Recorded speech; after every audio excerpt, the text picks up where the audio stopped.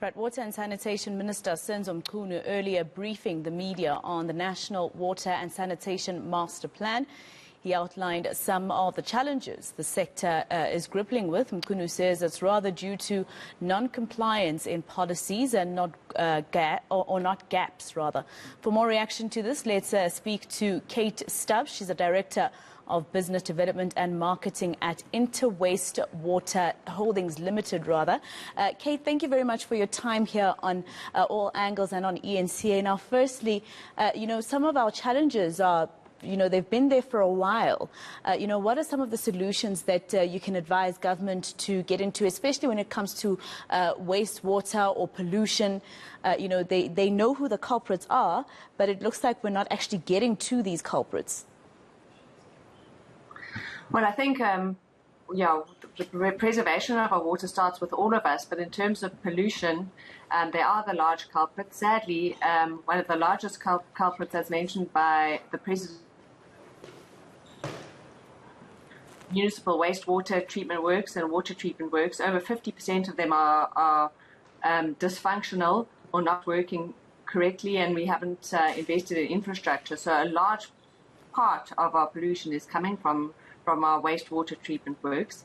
But maybe on a more positive note, from a waste management side, we can support the preservation of our natural resources through two ways: to prevent pollution, so effective waste management prevents pollution, but also through some of the latest legislation, the disposal of liquid waste to landfill has been banned. That was in 2019, which puts the onus and pressure on any industry producing wastewater to find different ways of treating it, to either treat it safely for discharge into our systems or to reuse it. So there's a lot more technology available nowadays to process wastewater or effluent water for reuse, and even to the state of making it potable again. That's obviously costly, but there's certainly onus on both, I think, from an individual perspective and as well as an industry perspective, to reuse our water or recycle it or make better use of it. Talk to me about the mining industry. I mean, they are culprit number one in most instances when it comes to the pollution of our water. What is it that government should be doing to sanction that industry so that they contribute to bettering, the quality of water in our country?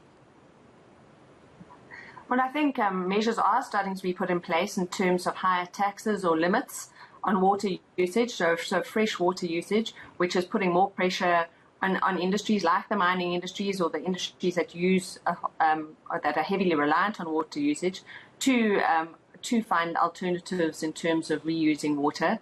As well as I think legislation helps in our country. So yes, the mining industry has used it, and historically there wasn't much legislation managing sort of groundwater contamination through seepage or leakage underground. So we hear a lot about sort of the underground water contamination. But nowadays, with the later legislation, there's a lot more focus and more stringent measures to make sure that mines and other industry really take good care of how they operate so as not to create pollution. Tell me something, Kate. Are we actually consuming healthy and quality water at the moment? I'll give you an example. I went to go see my grandmother about 2 weeks ago. She's in Soweto. She told me that they got an announcement not to drink tap water, that they need to boil it first, let it cool, and then they can drink that water. It reminds me of the cholera days. What's our reality at the moment?